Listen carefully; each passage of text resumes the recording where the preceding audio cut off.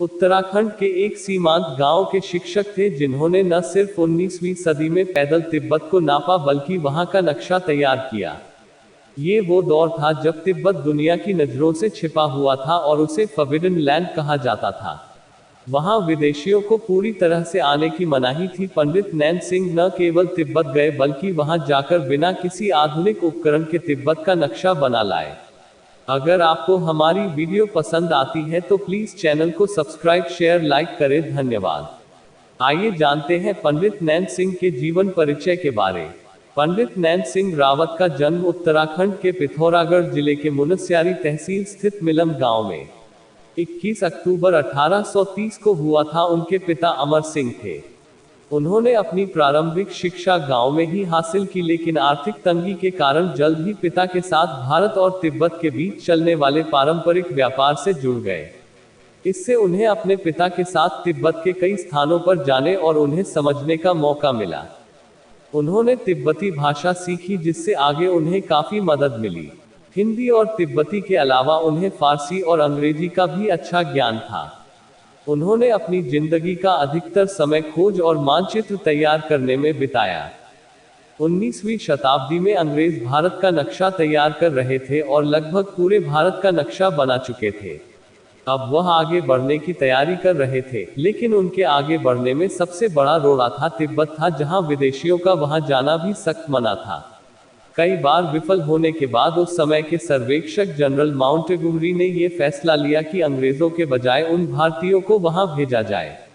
और फिर खोज शुरू हुई ऐसे लोगों की जो वहां की भौगोलिक जानकारी एकत्र कर पाए, और आखिरकार 1863 में कैप्टन माउंटेगोमरी को दो ऐसे लोग मिल ही गए, पंडित नैन सिंह रावत और उनके चचेरे भाई मानी सिंह। अधिकारी एडमंड स्मिथ की सिफारिश पर कैप्टन थॉमस जॉर्ज मोंटगोमेरी ने जीएसटी ग्रेट ट्रिगोनोमेट्रिकल सर्वे के तहत मध्य एशिया की खोज के लिए चयनित किया था।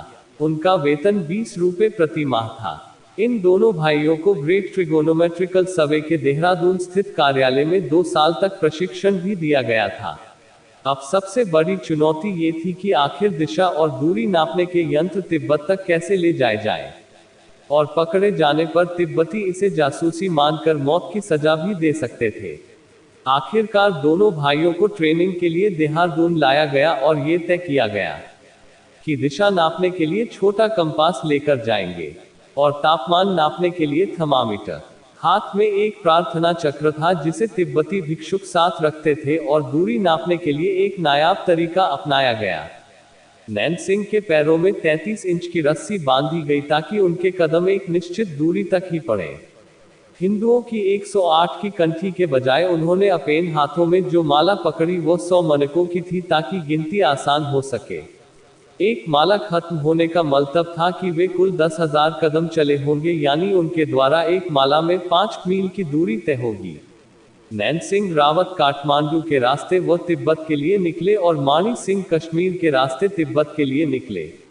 मानी सिंह इस पहले ही प्रयास में नाकाम हो गए और कश्मीर से वापस लौट आए, लेकिन नैन सिंह रावत ने अपनी यात्रा जारी रखी। वो तिब्बत पहुंचे और अपनी पहचान छुपाकर बौद्ध भिक्षु के रूप में रहे।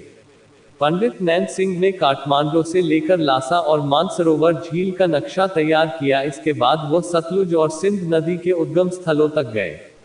उन्होंने 1870 में डगलस फोसिथ के पहले यरकंड यानी काशगर मिशन और बाद में 1873 में इसी तरह के दूसरे मिशन में हिस्सा लिया था। उनका यह सबसे कठिन दौरा 15 जुलाई 1874 को लेह से शुरू हुआ था, जो उनकी आखिरी खोज यात्रा भी साबित हुई। इसमें वह लद्दाख के लेह से होते हुए लासा और फिर असम के तवांग पहुंचे थे। इस यात्रा के दौरान उन्होंने कई महत्वपूर्ण जानकारियां जुटाई जो बाद में बहुत उपयोगी साबित हुई। द ज्योग्राफिकल मैगजीन में 1876 में पहली बार उनका कार्यों पर लेख प्रकाशित हुआ था। पंडित नैन सिंह को उनके इस अद्भुत कार्यों के लिए देश और विदेश में कई पुरस्कार पदक भी मिले। पेरिस के भूगोलवेताओं की सोसाइटी ने उन्हें स्वर्ण जड़ित घड़ी प्रदान की। उन्हें रुहेलखंड में एक गांव जागीर के रूप में और साथ में 1000 रुपए दिए गए थे। रॉयल जियोग्राफिकल सोसाइटी ने उन्हें स्वर्ण पदक देकर सम्मानित किया था। नैन सिंह को एक एक्सप्लोरर के रूप में ही याद किया जाता। ब्रिटिश राज में उनके कामों को काफी सराहा गया।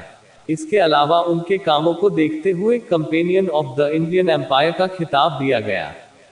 अनेक संस्थाओं ने उनके काम को सराहा। एशिया का मानचित्र तैयार करने में उनका योगदान सर्वोपरि है। रॉयल जियोग्राफिकल सोसाइटी ने उन्हें स्वर्ण पदक देकर सम्मानित किया था। नैन सिंह रावत ने ही सबसे पहले दुनिया को ये बताया कि लहासा की समुद्र तल से ऊंचाई कितनी है, उसके अक्षांश और देशांतर क्या है। यही नहीं, उन्होंने ब्रह्मपुत्र नदी के साथ लगभग 800 किलोमीटर पैदल यात्रा की और दुनिया को बताया कि स्वान पो और ब्रह्मपुत्र एक ही नदी है। सतलुज और सिंधु नदी के स्रोत भी सबसे पहले उन्होंने ही दुनिया को बताए। सबसे पहले वह साल 1865 में वो काठमांडू के रास्ते लहासा गए और कैलाश मानसरोवर के रास्ते वापस 1866 में वापस भारत आए। उत्तर प्रदेश के मुरादाबाद में 1 फरवरी 1882 हैजा के कारण उनकी मृत्यु हो गई। भारतीय डाक विभाग ने उनकी उपलब्धि के 139 साल बाद 27 जून 2004 को उन पर डाक टिकट निकाला था।